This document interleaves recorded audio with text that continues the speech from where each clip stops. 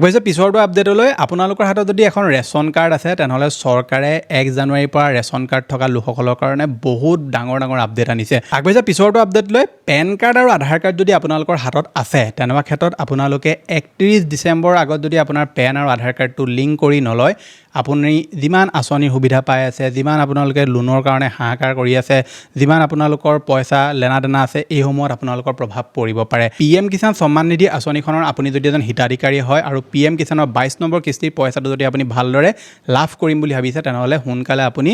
জানুৱাৰী মাহ নোসোমোৱাৰ আগতে এইকেইটা কাম আপুনি কৰি লওক। ডিজিটেল আসাম 2.0 চেনেলটোৰ এটা নতুন ভিডিঅ'লৈ আপোনালোক সকলোকে পুনৰবাৰ স্বাগতম জনাইছোঁ। 2025 চন যাওঁ অৱস্থাত আছেহি আৰু 4-5 দিনমান আছে, তাৰ পৰা আমি 2026 চনত ভৰি দিম আৰু 2026 চনত সোমোৱাৰ লগে লগে চৰকাৰে বহুতবিলাক এনেকুৱা নীতি নিয়মৰ সাল সলনি কৰি দিব যিবিলাকে ডাইৰেক্টলি আপোনাৰ দৈনন্দিন জীৱনত প্ৰভাৱ পেলাব। কিছুমান এনেকুৱাও কাম আছে যিবিলাক আপোনালোকে 2026 চন সোমোৱাৰ আগতে কৰি ল'ব লাগিব। যদি সেইসমূহ কাম আপুনি নকৰে তেনেহ'লে বহুতবিলাক আপোনালোকে সা সুবিধাৰ পৰা বঞ্চিত হ'ব লাগিব। যদি আপোনাৰ ৰেচন কাৰ্ড আছে, আপুনি PM কিষাণৰ সা সুবিধা লৈ আছে, অৰুণোদয় আঁচনি সা সুবিধা লৈ আছে, বেংকত যদি আপোনালোকৰ একাউণ্ট আছে, পেন আধাৰ কাৰ্ড যদি আপোনালোকৰ হাতত আছে, বহুতবিলাক এনেকুৱা নীতি নিয়ম আছে যিবিলাকৰ সাল সলনি হ'বলৈ গৈ আছে আৰু সেইসমূহৰ বিষয়ে আজি এই ভিডিঅ'টোত আপোনালোকে সবিশেষ ডিটেইলত জানিব পাৰিব। ভিডিঅ'টো যথেষ্ট গুৰুত্বপূৰ্ণ আৰু ইনফৰ্মেটিভ হ'ব। সম্পূৰ্ণৰূপে প্ৰথমৰ পৰা শেষলৈকে চাব। এতিয়ালৈকে আপুনি ভিডিঅ'টোত যদি লাইক এটা কৰা নাই ফটাফট ভিডিঅ'টো লাইক এটা কৰি দিয়ক। চেনেলটোলৈ যদি প্ৰথম আহিছিলে ছাবস্ক্ৰাইব কৰি লওক এনেকুৱা ধৰণৰ ইনফৰ্মেটিভ ভিডিঅ' ৰেগুলাৰ চাবৰ কাৰণে। ভিডিঅ'টোৰ লগতে হাইপো কৰি দিব। হাইপ কৰিলে কি হয়, বেলেগে ভিডিঅ'টো চাবলৈ সুবিধা পায়। আহক এতিয়া ভিডিঅ'টো আৰম্ভ কৰোঁ। ভিডিঅ'টো আৰম্ভ কৰাৰ আগতে সৰু এটা আপোনালোকলৈ অনুৰোধ, আপুনি যদি এতিয়ালৈকে আমাৰ হোৱাটছআপ চেনেলটো জইন কৰা নাই, যিটো টোটেলি ফ্ৰী হয়, সোনকালে আমাৰ হোৱাটছআপ চেনেলটো জইন কৰি ল'ব। তাতো মই বহুতবিলাক সৰু সুৰা আপডেট দি থাকোঁ, যিবিলাক আপডেটৰ ওপৰত মই ইউজুৱেলি আকৌ এক্সট্ৰাকৈ ভিডিঅ' নবনাওঁ। টোটেলি ফ্ৰী হয়, লিংকটো মই ডেছক্ৰিপশ্যনত দি থোৱা আছে। সোনকালে আপুনি জইন কৰি লওক কাৰণ নতুন বছৰত বহুত ভাল আপডেট আহি আছে। 2026 চনত যিসমূহ নীতি নিয়মৰ সাল সলনি হ'ব তাৰ বিষয়ে আমি প্ৰথমে আলোচনা কৰি লওঁ। প্ৰথম যিটো নীতি নিয়মৰ আপুনি সাল সলনি হোৱা দেখিবলৈ পাব সেইটো হৈছে আপোনাৰ হোৱাটছআপ আৰু টেলিগ্ৰামত। আপুনি যদি হোৱাটছআপ আৰু টেলিগ্ৰাম ইউজ কৰে তেনেহ'লে চৰকাৰে এতিয়া এটা ষ্ট্ৰিক্ট গাইডলাইনছ বনাইছে যে আপুনি যদি আপোনাৰ হোৱাটছআপটো বা টেলিগ্ৰামটো যদি এনেকুৱা এটা ডিভাইচত ইউজ কৰিছে যিটোত আপুনি সেই যিটো হোৱাটছআপ আৰু টেলিগ্ৰাম লগ ইন কৰি থৈছে মোবাইল নম্বৰ, সেই মোবাইল নম্বৰ বা সেই চিম কাৰ্ডটো যদি সেই ডিভাইচটোত নাই, তেনেকুৱা ক্ষেত্ৰত আপোনালোকৰ কি হ'ব, 6 ঘণ্টাৰ মূৰে মূৰে আপোনাৰ হোৱাটছআপটো লগ আউট হৈ যাব, টেলিগ্ৰামটো লগ আউট হৈ যাব। গতিকে চৰকাৰে হোৱাটছআপ আৰু টেলিগ্ৰামক এই নিৰ্দেশনাটো দি দিয়া হৈছে। গতিকে 90 দিনৰ ভিতৰতে আপোনালোকে এই যিটো নতুন নিয়ম এইটো ৰোল আউট হোৱা দেখিবলৈ পাব। আপুনি আপোনাৰ হোৱাটছআপ আৰু টেলিগ্ৰামটো যিটো mobile number the log in কৰিছে বা যিটো মোবাইল নম্বৰ দি খুলিছে সেই চিম নাম্বাৰটো আপোনাৰ যদি মোবাইলত লাগি আছে তেনেহ'লে ধুনীয়াকৈ ইউজ কৰি থাকিব পাৰিব। কিন্তু আপুনি যদি হোৱাটছআপ আৰু টেলিগ্ৰামটো ধৰি লওক টেবলেটত লগ ইন কৰি ৰাখিছে, লেপটপত লগ ইন কৰি ৰাখিছে, তেনেকুৱা ক্ষেত্ৰত 6 ঘণ্টাৰ মূৰে মূৰে আপোনালোকৰ সেইটো লগ আউট হৈ গৈ থাকিব আৰু আপুনি বাৰে বাৰে সেইটো লগ ইন কৰিব লাগিব। এই নিয়মটো চৰকাৰে এইকাৰণে ৰোল আউট কৰিব কাৰণ আমি দেখিবলৈ পাওঁ যে বহুতবিলাক এনেকুৱা ডিভাইচ মানুহে ইউজ কৰি মানুহক ফ্ৰড কৰে। যিটো চিম নাম্বাৰ ইউজ কৰি তেওঁলোকে হোৱাটছআপ ইউজ কৰে, টেলিগ্ৰাম ইউজ কৰে, সেইটো কেতিয়াবাই কোটি যুগতে বন্ধ হৈ গ'ল চিমটো আৰু সেই চিমটো এতিয়া নাইও, তেওঁ এটা লগ ইন কৰি থোৱা আছে। গতিকে বহুতবিলাক মানুহে এই ধৰণৰ ট্ৰিকবিলাক ইউজ কৰি মানুহক ফ্ৰড কৰা দেখিবলৈ পোৱা যায় আৰু পিছত সেই যিসকলে ফ্ৰড কৰে সিহঁতক ট্ৰেক কৰিব পৰা নাযায়। গতিকে চৰকাৰে এই যিটো নতুন নীতি নিয়ম আনিছে ইয়াৰ কাৰণে তেওঁলোকে এই নীতি নিয়মটো এতিয়া বনাইছে বুলি কৈছে। আগবাঢ়িছোঁ পিছৰটো আপডেটলৈ। আপোনালোকে জানুৱাৰী মাহৰ পৰা ক্ৰেডিট স্ক'ৰত এটা নতুন আপডেট দেখিবলৈ পাব। আপোনালোকে যদি লোন লয় বা লোন এটা এপ্লাই কৰিবলৈ যায় তেনেহ'লে আপোনালোকে নিশ্চয় জানে যে আমাৰ যিটো ক্ৰেডিট স্ক'ৰ এইটো বহুত ডিপেণ্ড কৰে। আপোনাৰ ক্ৰেডিট স্ক'ৰ যিমান বেয়া হ'ব আপোনাৰ লোন পোৱাৰ চান্সটো সিমান কমি আহিব বা আপুনি যিটো লোন লাভ কৰিব সেইটোত ইণ্টাৰেষ্ট ৰেট বহুত হাই লাগিব। আপোনাৰ যদি ক্ৰেডিট স্ক'ৰটো ভাল হয়, মানে আপুনি যদি সময়মতে যিটো EMI আছে সেইটো পৰিশোধ কৰি থাকে, তেনেকুৱা ক্ষেত্ৰত আপোনালোকৰ ক্ৰেডিট স্ক'ৰটো ভাল হৈ গৈ থাকিব আৰু আপোনালোকে লোন এটা অতি সহজতেও লাভ কৰিব আৰু যিটো ইণ্টাৰেষ্ট ৰেট আছে সেইটো আপুনি অতি কমতে আপোনালোকে সেই লোনটোত লাভ কৰিব। কিন্তু আপোনাৰ যদি ক্ৰেডিট স্ক'ৰটো বেয়া হয় তেনেকুৱা ক্ষেত্ৰত আপুনি লোন এটা পোৱাটো সমস্যা হয় আৰু লোন এটা পালেও আপুনি বহুত হাই ইণ্টাৰেষ্টত সেই লোনটো লাভ কৰে। গতিকে আগত কি হৈছিলে, ক্ৰেডিট স্ক'ৰ যিটো থাকে সেইটো আমাৰ 14 দিনৰ মূৰে মূৰে আপডেট হয়, কিন্তু এতিয়াৰ পৰা অৰ্থাৎ জানুৱাৰী মাহৰ পৰা আপোনালোকৰ যিটো ক্ৰেডিট স্ক'ৰ সেইটো আপুনি 7 দিনৰ মূৰে মূৰে আপডেট হোৱা দেখিবলৈ পাব। গতিকে আপোনালোকে যদি ক্ৰেডিট স্ক'ৰ চাই থাকে তেনেকুৱা ক্ষেত্ৰত আপোনালোকে প্ৰত্যেক সপ্তাহৰ মূৰে মূৰে আপুনি যদি চাব বিচাৰে তেনেহ'লে আপোনাৰ ক্ৰেডিট স্ক'ৰটো আপোনালোকে চেক কৰি থাকিব পাৰিব যে এইটো হাই হৈ আছে নে এইটো ল' হৈ আছে কিবা কাৰণত। যদি আপুনি দেখে যে আপুনি লোন নোলোৱাকৈ কিবা কাৰণত ল' হৈ আছে তেনেকুৱা ক্ষেত্ৰত সোনকালে আপুনি বেংকত যোগাযোগ কৰিব। আপোনাৰ পেন কাৰ্ডটো চেক কৰাব যে আপোনাৰ পেন কাৰ্ডত কোনোবাই ফেককৈ লোন লৈ থৈছে নেকি। যদি আপোনালোকে দেখে যে আপোনাৰ লোন আপুনি লোৱাই নাই, অট'মেটিকলি যদি ক্ৰেডিট স্ক'ৰটো কমি গৈ আছে তেনেকুৱা ক্ষেত্ৰত কিবা এটা খেলিমেলি হ'ব পাৰে। সোনকালে আপুনি বেংকৰ লগত যোগাযোগ কৰি পেন কাৰ্ডৰ নামত কোনোবাই আপোনাৰ ফেক লোন লৈ থৈছে নি নিশ্চয় এবাৰ চেক কৰোৱাই ল'ব 2026 চনত আপোনালোকে এটা বহুত বেলেগ নীতি নিয়ম দেখিবলৈ পাব পাৰে সেইটো হৈছে ছ'চিয়েল মিডিয়া এপ্লিকেশ্যনৰ ক্ষেত্ৰত মই অলপ আগতে আপোনাৰ হোৱাটছআপ আৰু টেলিগ্ৰামৰ কথাটো ক'লোৱে কিন্তু আমি 2025 চনত বহুত কেইখন দেশত দেখিবলৈ পালোঁ যে তেওঁলোকে 14 পৰা 16 বছৰ বয়সৰ যিসকল ল'ৰা ছোৱালী আছে বা 16 কিছুমানৰ 14 তেনেকুৱা ল'ৰা ছোৱালীবিলাকক ছ'চিয়েল মিডিয়া ইউজ কৰাটো টোটেলি বেন কৰি দিছে মানে সেইসকল ছাত্ৰ ছাত্ৰী বা সৰু সৰু ল'ৰা ছোৱালীয়ে ছ'চিয়েল মিডিয়া ইউজ কৰিব নোৱাৰিব গতিকে ভাৰততো আপুনি 2026 চনত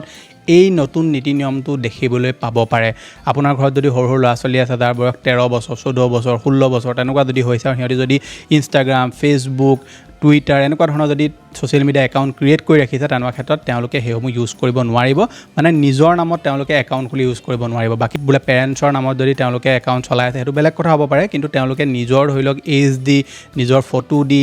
এইবিলাক তেওঁলোকে কৰিব নোৱাৰিব আৰু টোটেলি বেন হ'ব যদি চৰকাৰে এইসমূহ ৰুল আনে তেনেকুৱা ক্ষেত্ৰত তেওঁলোকে কিছুমান গাইডলাইনছো আনিব নিশ্চয় যে কেনেকৈ এইটো ইউজ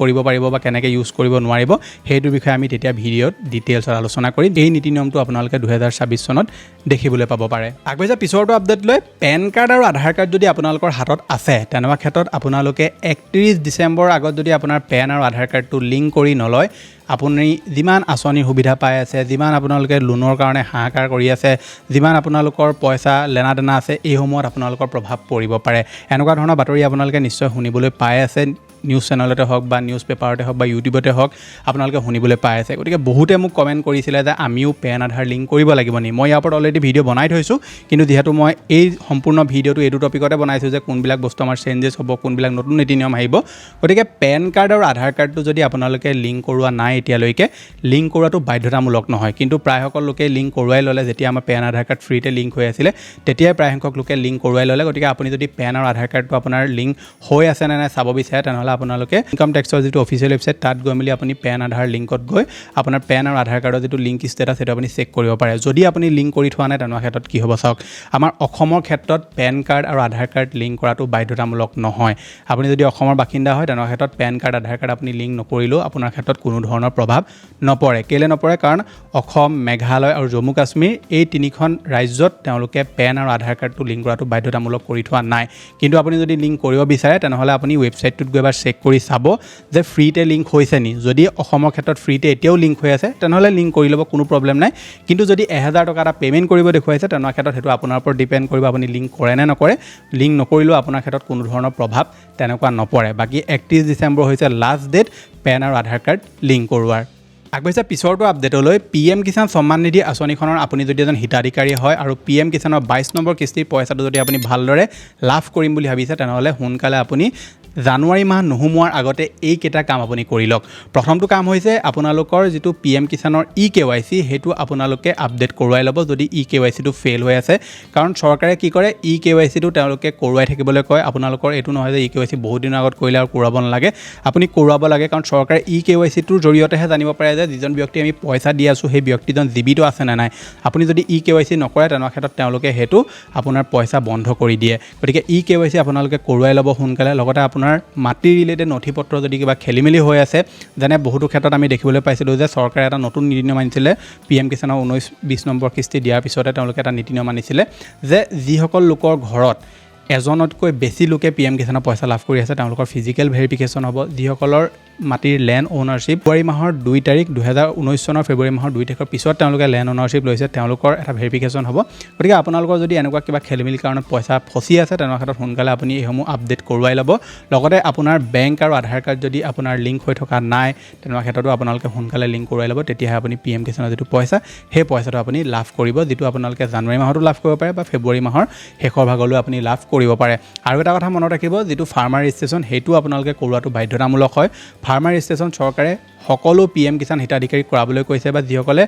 খেতি কৰে তেওঁলোকক ফাৰ্মাৰ ৰেজিষ্ট্ৰেশ্যন কৰাবলৈ কৈছে কাৰণ চৰকাৰে ফাৰ্মাৰ ৰেজিষ্ট্ৰেশ্যন কৰাসকলক ডাইৰেক্টলি কিবা এটা বেনিফিট তেওঁলোকে দিবলৈ এতিয়া সুবিধা হ'ব বুলি কৈছে আৰু যিকোনো আপুনি কৃষি ৰিলেটেড আঁচনিৰ সুবিধা ল'বৰ কাৰণেও আপোনালোকে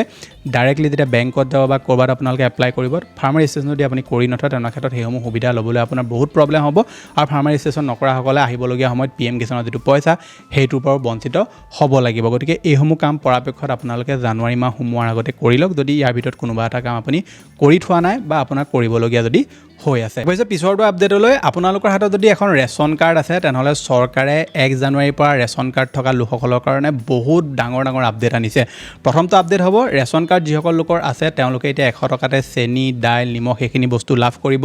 ৰেচন কাৰ্ড আপোনালোকৰ থাকিলে আপোনালোকে যিটো চৰকাৰী ঘৰৰ সুবিধা এইটো আপোনালোকে লাভ কৰিব। চৰকাৰী ঘৰ পাবৰ কাৰণে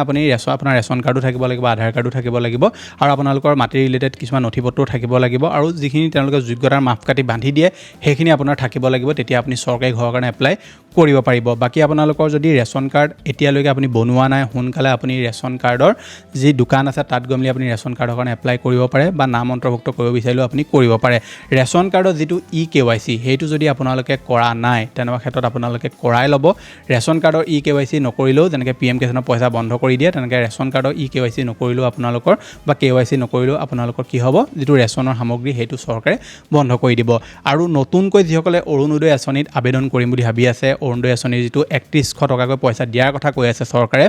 সেইটো আপোনালোকে লাভ কৰিব জানুৱাৰী মাহত। এতিয়া 3100 টকাকৈ দিয়ে নে কেতিয়া দিয়ে সেইটোৰ বিষয়ে আমি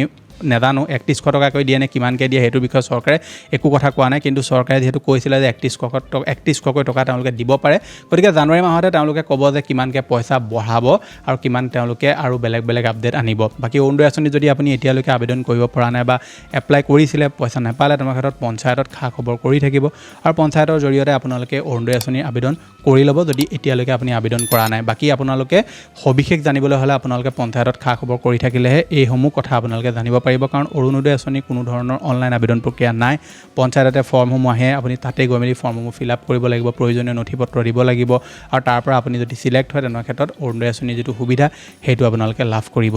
গতিকে এইসমূহ নীতি নিয়ম বা এইসমূহ চেঞ্জেছে আপুনি 2026 চনত দেখিবলৈ পাব। কেইটামান নীতি নিয়ম এনেকুৱা ক'লোঁ যিকেইটা আপোনালোকে 2025 চনতে সেইখিনি কাম কৰি লওক। কিছুমান এনেকুৱা কাম আছে যিসমূহ আপোনালোকে 2026 চনত কৰিব লাগিব বা সেইখিনি আপুনি সাল সলনি হোৱা দেখিবলৈ পাব। ভিডিঅ'ত যদি ভাল লাগিলে ভিডিঅ'টো লাইক কৰিব, চেনেললৈ যদি প্ৰথম আহিছিলে ছাবস্ক্ৰাইব কৰি ল'ব এনেকুৱা ধৰণৰ ইনফৰ্মেটিভ ভিডিঅ' ৰেগুলাৰ চাই থাকিবৰ কাৰণে। মই লগ পাম এটা নতুন ভিডিঅ'ত আজিলৈ। ধন্যবাদ।